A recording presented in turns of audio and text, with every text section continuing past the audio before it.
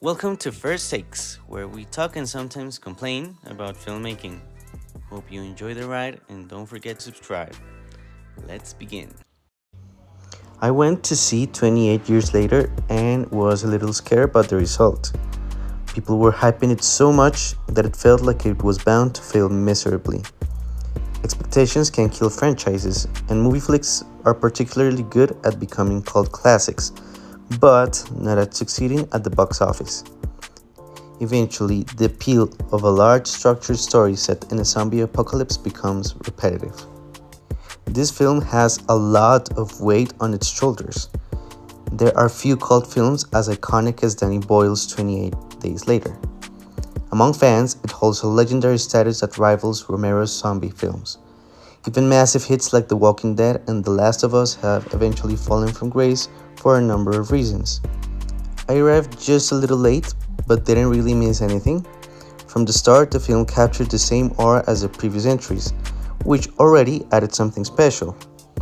It felt a bit like a B movie at times, but it still retained that violent handheld camera movement and the visceral portrayal of a world overrun, not just by infected beings, but by a particular kind of brutality.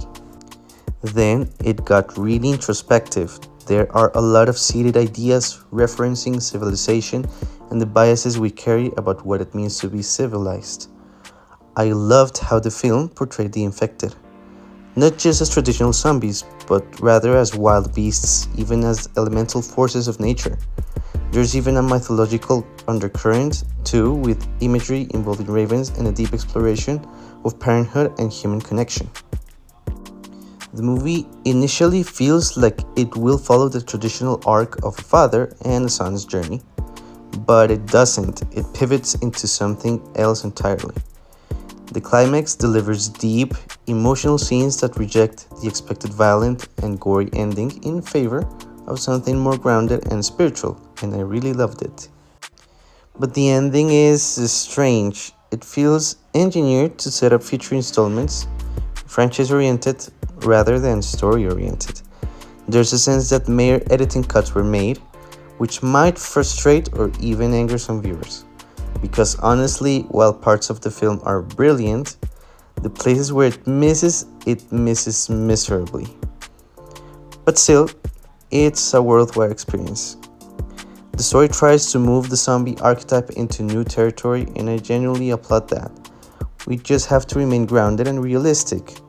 These films can no longer survive as cult gems alone. They are now under the enormous pressure to be profitable in today's entertainment landscape. All in all, it was a good time, so I hope you can enjoy this review, and if you liked it, just leave a comment or say what you think about it. See you next time.